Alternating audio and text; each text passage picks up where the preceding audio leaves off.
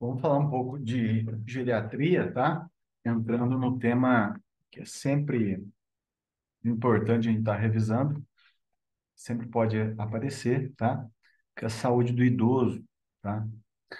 Quando a gente fala em saúde do idoso, a gente tem que entender as síndromes, tá? Algumas síndromes geriátricas que pode acontecer, né, com o idoso. A gente entendendo todas as síndromes, tá? A gente vai entendendo as patologias que estão em cada uma delas, tá? Dentro de cada uma delas. Tá? Então, eu separei aqui algumas síndromes para vocês, ou seja, a maioria das síndromes que acontecem com o idoso, tá?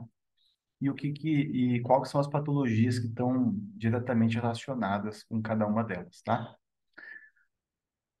Então, quando a gente fala em síndrome em geriatria, a primeira coisa que a gente tem que entender é a síndrome da incapacidade, tá? Cognitiva, tá? Então, diminuição da funcionalidade, memória, função cognitiva, linguagem, função visual e função visual.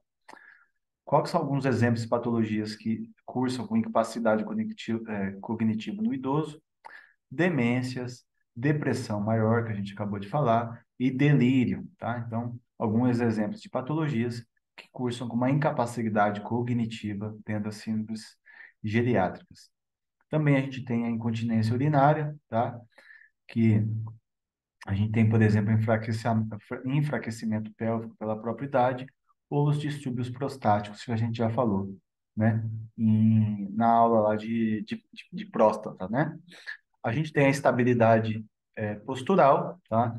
Relacionada ao equilíbrio, à marcha, normalmente relacionada ao uso de polifarmácia, muitas medicações, ou os próprios benzodiazepínicos, ou excesso de antihipertensivo. Então, a gente tem a instabilidade postural.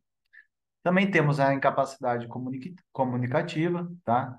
Relacionada à linguagem, audição e fala, decorrente da própria idade, tá? Então, temos uma, duas, três, quatro síndromes aqui e temos mais três síndromes aqui, tá? A insuficiência familiar, tá? Relacionada a onde o idoso vive, né? O ambiente onde ele vive, ou ele não é assistido pela família, ou ele vive sozinho, né? Ou ele não tem auxílio aí de ninguém, tá? Então, a gente coloca como síndrome da insuficiência familiar. A gente também tem a imobilidade, tá? Aquele paciente que está com limitação do movimento, distúrbio físico ou funcional por algum motivo. Por exemplo, aqui, osteoporose ou sarcopenia, tá? Osteoporose ou sarcopenia.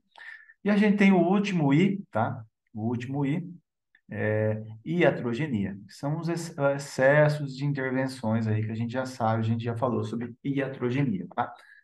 Então vejam que a gente está falando de sete Is, né? Sete, iatrogenia, mobilidade, insuficiência familiar, incapacidade comunicativa, instabilidade postural, incontinência urinária, incapacidade cognitiva. Se a gente dominar esses sete Is aqui, a gente domina todas as patologias relacionadas ao idoso, tá? Tudo que está relacionado à geriatria, tá? Bem, talvez a parte mais difícil, tá? E se existe questões na prova que eu, que eu, que eu posso classificar assim como uma decoreba pura, são as questões de geriatria, pelo menos na prova do INEP, as últimas, tá? Eu andei dando uma olhada ontem eram decorebas puras, tá? E a gente tem alguns testes que eu coloquei aqui para vocês, que a gente pode lançar a mão no idoso, tá? Tem teste até onde que tá aqui, até do cuidador. É isso aqui, ó, Zarit, tá? Teste do cuidador, tá? Teste do estado nutricional do paciente, a gente falou da mobilidade, da sensorial, do humor, cognição, enfim. A gente tem esses diversos testes aqui que a gente pode fazer com o idoso. Por que que eu coloquei todos aqui? Porque, se eu não me engano, em 2021, caiu um desses testes aqui, que a gente já vai ver nos próximos slides, tá? Outra coisa que funciona como triagem, que apareceu, acho que ano passado, ou esse ano, tá? Foi esse índice de vulnerabilidade clínico-funcional, tá? Que são todas essas perguntas aqui que a gente faz para o idoso, tá? Então, isso aqui funciona como triagem. E depois da triagem, ainda a gente tem o que a gente chama de avaliação geriátrica ampla, tá? Que é um questionário enorme, tá? Que não ficaria impossível de eu colocar aqui nessa imagem, mas eu quero que vocês anotem aí para vocês pegarem e só bater o olho depois o que que é essa avaliação geriátrica ampla aqui, tá? Que é primeiro a gente faz essa triagem e com todas a gente faz isso aqui, tá? No segundo momento. São ferramentas de avaliação. Coloquei aqui para vocês, ferramentas de avaliação. É, Outra coisa importante que a gente tem que saber também, tem que ficar medular, tá? Se aparecer uma pergunta sobre idoso, discursiva, eles vão pedir que vocês dominem isso aqui, é a questão de prevenção de quedas, tá? Existem várias, mas eu coloquei as principais aqui para vocês.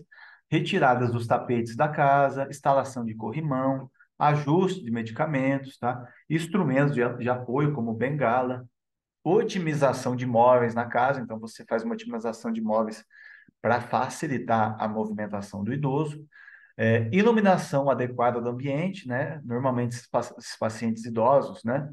Principalmente homens que cursam com um distúrbio prostático, eles vão acordar muito à noite, né? Para de repente ir no banheiro, então você tem que deixar uma iluminação adequada aí para como prevenção de quedas, tá? E também a questão da uso de escadas, evitar o uso de escadas para esses pacientes aqui, tá? Evitar o uso de escadas, ou seja, se você está num ambiente tem um ambiente térreo no primeiro andar, você vai procurar deixar o idoso ali no primeiro andar, né? Para ele não ter esse trabalho de subir escadas e descer escadas, então ele vive ali naquele ambiente em térreo, tá? Outra coisa importante também que a gente pode colocar como orientação é evitar roupas compridas, tá? Para prevenção de quedas e usar calçados fechados, tá? Usar o calçado fechado. Então, esses aqui são importantíssimos, importantíssimos. Se cair uma questão aberta, provavelmente ele vai perguntar para vocês o que vocês fariam de orientação para o idoso, tá? Bem, então está na hora da gente trabalhar um pouco. Vou deixar essa questão aqui para vocês responder. Eu acho que em 10 minutinhos a gente consegue responder. Então, eu peço que vocês coloquem a cabeça para trabalhar um pouquinho, tá? Nessa questão discursiva aí, para a gente responder sobre saúde do idoso, tá? Então, letra A, né? Incapacidade cognitiva, a instabilidade postural e imobilidade também entraria a iatrogenia aqui, tá? Foi considerada a resposta à iatrogenia. Letra B, vamos ver aqui quem está aqui. É, doutora Marua, letra B, Depressão e demência? depressão e demência. Alguém escreveu alguma coisa diferente? Antes Se eu de a não me gente ver. engano, pro INEP era depressão maior, acho que enfatizava, se eu não me engano. Alguém escreveu algo diferente ou não? Não? Então, B, demência e episódio depressivo maior são os principais diagnósticos diferenciais que devem ser investigados. Portanto, é fundamental que essa paciente realize o mini exame de estado mental, também conhecido como mini mental, tá? Mas a resposta era demência e episódio depressivo maior, depressão, né? Os dois diagnósticos diferenciais para as queixas de tristeza, anedonia e esquecimento, né? Que a gente já viu a aula de depressão antes dessa, né? Cite dois medicamentos em uso pela paciente que são potencialmente inapropriados para a pessoa idosa. Deixa eu ver quem não está falando muito aqui. Doutor Gabriel, ou a outra Gabi, doutora Gabi, com letra maiúscula.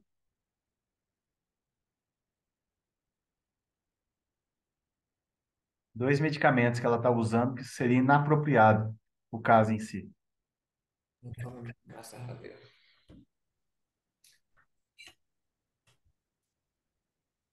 Doutor, posso falar? Pode? Tá, eu tô aqui pela Mildred, tá? Aham. É, eu coloquei diazepam e eu coloquei diclofenaco, ou seja, benzodiazepínico e anti-inflamatório. Alguém colocou algo diferente? Flunarizina e clonidina, só me corrigem. Tá. Alguém colocou alguma coisa diferente? Amitriptilina, que não tinha receita médica, era só da filha. Uhum. Vamos E ver qual que foi a resposta do INEP? Benzodiazepínicos como antidepressivos tricíclicos não devem ser prescritos para idosos, principalmente porque aumentam o risco de queda. Portanto, podemos citar o diazepam e a amitriptilina. Outras possíveis são a clonidina e a flunarizina e o diclofenaco, como os doutores falaram, sendo que este último aumenta o risco de lesão renal, especialmente em paciente diabético, por exemplo. Então, pessoal, os dois principais seriam os benzodiazepínicos e o antidepressivo triciclo, que é, é reconhecido que não se pode prescrever para idoso por risco de queda, mas os outros três ali que os doutores citaram, tá? Também poderiam ser considerados, tá? Como contraindicados, né? Além da lesão renal aguda, a gente sabe que o diclofenaco com uso crônico pode evoluir com uma úlcera, né, péptica, problemas gástricos. Agora, para a gente finalizar... Ah, não, tem Peraí, mais Hassan, duas. só um minutinho. Se a gente colocar a Aine ia valer? Olha, ia para recurso, porque ela citou aqui na questão, doutor, veja bem, a gente tem que ver o que falou na questão. Se estava falando assim, ó, o paciente faz uso frequente de AINES, aí você usa o mesmo termo, eles vão te considerar correto. Aqui ele estava falando que ela estava usando diclofenac, perguntou dois medicamentos, ou seja, medicamentos, não classe de medicamentos, tá? Também tem que prestar atenção na pergunta. Você falava duas classes de medicamentos, né? Aí sim, então, o correto é a gente colocar diazepam e diclofenac, tá? Porque está falando medicamentos em si, não classes.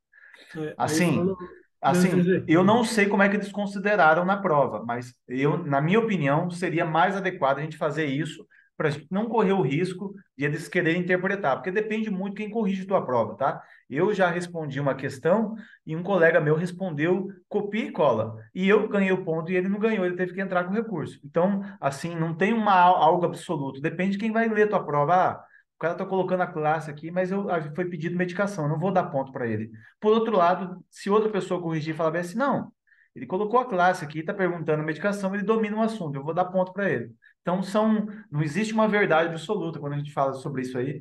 A gente tem que tentar não fazer o recurso. Então, tem que tentar ser mais específico possível. Ok. Qual é a associação de antihipertensivos em uso pela paciente que deve ser evitada? Doutora Débora.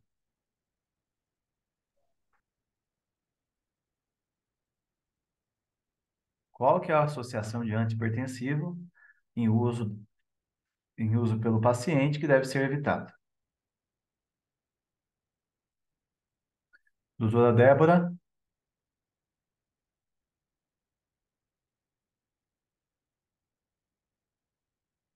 A doutora Débora não terminou. Tá. Doutora, deixa eu ver quem não Posso? tá. Pode, doutora, pode. Pode falar.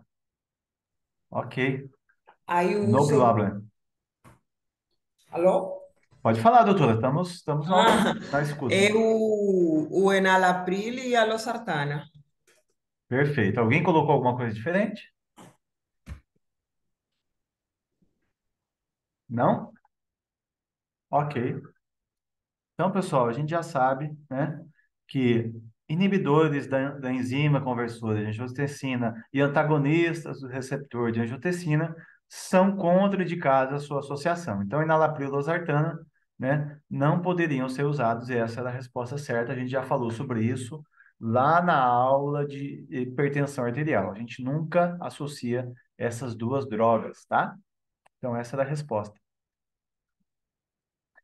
Cite 5 orientações de prevenção de quedas para paciente. Foi o que eu falei para vocês antes, que eventualmente pode aparecer e tá aí, ó, tá? Então tá aí na questão discursiva. 5 prevenções, tá? Cada um pode falar uma aí, quem quiser interagir. Doutor, vou falar essa que eu estava ocupada antes. Aham, Evitar tapetes, instalação de corrimão, evitar o uso de escadas, usar calçados fechados e evitar objetos soltos pela casa. ok. Vamos ver então nossa resposta. Então, retirar tapetes da casa, se possível, instalação de corrimão, ajuste de prescrição medicamentosa, utilização de instrumentos de apoio à marcha, como bengala, otimização de móveis, iluminação do ambiente, Se a casa possuir mais de 2 andares, providenciar as atividades do idoso, como eu falei para vocês no primeiro andar. Evitar roupas compridas, né? É, bem como a utilização de calçados que estejam muito folgados, né? Então tem que ser calçado fechado. Então, pessoal, essas são. Pedia só 5, né? Eu coloquei várias aqui, mas pediam 5 orientações. E vejam que vocês tiraram 10 pontos aqui na questão do idoso, tá? Então, essa questão eu acho que é de 2021, tá? A saúde do idoso. E caiu basicamente o que a gente viu nos slides anteriores, tá? Basicamente o que a gente viu aqui. As orientações de quedas, né? E as síndromes geriátricas, tá? E também a gente tinha que dominar algumas coisas sobre medicações, tá? Sobre medicações, né? Para manuseio de medicações para idosos. Mas, de forma geral, estava tranquilo. Já ganhei uma questão dessa agora. Caiu uma dessa, né? Tomara. Poderia. Seria uma Tomara que caia boa. uma dessa de novo para vocês. Bem, então eu vou passar a parte chata, que eu acho que é muita sacanagem do examinador para pedir isso aqui, mas já caiu na nossa prova. Então, em uma reunião da estratégia da saúde da família, o médico expõe sua preocupação com o aumento no número de atendimentos de cuidadores de idosos, em virtude de problemas de saúde decorrentes do estresse físico e emocional. Então, ele está falando dos cuidadores aqui que estão passando por estresse físico e emocional. Sugere que seja realizada intervenção de apoio e suporte aos cuidadores, e para isso propõe aplicar escala que tem por objetivo avaliar a sobrecarga dos cuidadores de idosos. Trata-se de qual escala? Vejam só o que ele pediu para nós, tá? Então, ele está perguntando qual que é a escala que avalia a sobrecarga dos cuidadores de idosos, e a gente teria que descobrir só se a gente tivesse decorado, né? É melhor falar assim, decorado a escala. Então, Uhum. a escala que fala de estresse do cuidador é a escala de Zarit, aqui, ó, essa última aqui falava do estresse do cuidador, tá? Então, é essa que a gente teria que marcar nessa questão aqui, escala de Zarit, tá? Então, é uma decoreba pura, né? Uma decoreba pura. Não tem nem comentários essa questão aí. Outra questão também, que é uma decoreba pura, e essa sim eu falo que foi colocado aí na prova de vocês para errar, porque isso aqui é uma pura decoreba, não avalia conhecimento nenhum do aluno, né? Falou de uma mulher de 75 anos, acompanhada da filha, busca unidade de saúde, queixando-se ao médico de estar tendo alguns esquecimentos. Relata que a família insistiu muito para que buscasse atendimento médico e que a filha quase obrigou a ir à consulta. Considerando a necessidade da primeira abordagem, uma avaliação multidimensional do caso, o médico propôs o índice de vulnerabilidade clínico-funcional, que é isso aqui que a gente viu antes, que é um de triagem, né, que a gente sempre faz no primeiro momento. Esse aqui, ó, tá? Esses são os itens que a gente avalia na triagem. Então, perguntou isso aqui na prova, 2023, acerca desse instrumento, assinada a opção correta. Um dos itens avaliados é a renda familiar do idoso, que indica sua situação socioeconômica. Não avalia a renda familiar. Questão financeira não tem relação, tá? Independentemente do resultado, os idosos devem submeter-se na sequência à avaliação geriátrica ampla. Entre os Uhum. questionamentos a serem feitos para o cálculo, inclui-se o número de quedas do idoso no ano anterior ao exame. Sim. O uso desse IVCF-20 permite identificar idosos frágeis, precedindo da utilização de ferramenta complementar. Lembre-se, pessoal, que eu falei para vocês que a gente sempre usa ferramenta complementar. Então, não é que a gente não usa. Isso aqui é só para triagem. Então, a letra D e a letra A eu consegui eliminar. Agora, vocês me ajudam com a letra B e a letra C. A letra B e a A letra letra C. B, ele fala independente do resultado? Não. Essa já É é que uma se ele for questão muito difícil. frágil, daí encaminha, né, para avaliação geriátrica. Sim. Depende Depende sim do do resultado. resultado. Eu acho que seria. Deixa eu ver aqui. Espera aí. Essa é a C, se eu não me engano. Essa é É a letra C, né? Entre os questionamentos a serem utilizados para o cálculo, inclui-se o número de quedas do idoso no ano anterior. Isso, seria isso. Então, vamos ver lá na nossa tabelinha.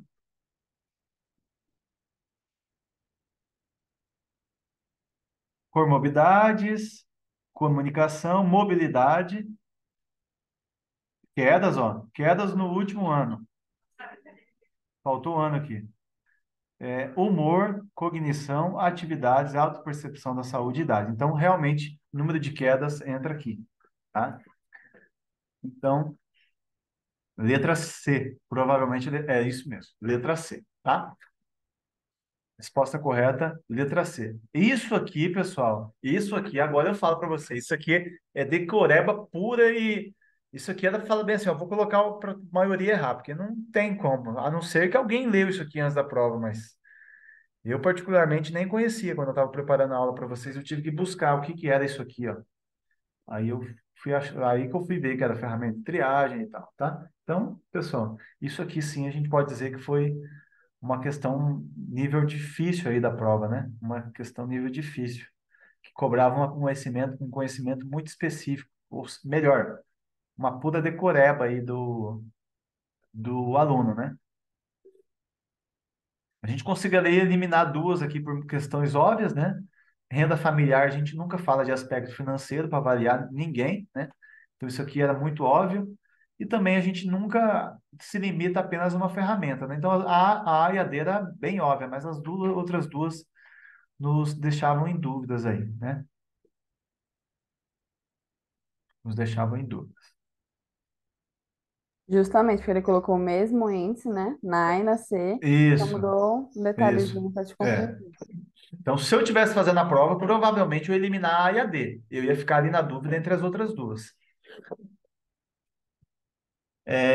Durante a consulta clínica da Unidade Básica de Saúde, uma mulher de 86 anos de idade está sendo acompanhada por sua filha, que externa preocupação com o risco de ocorrência de acidentes domésticos que envolva sua genitora.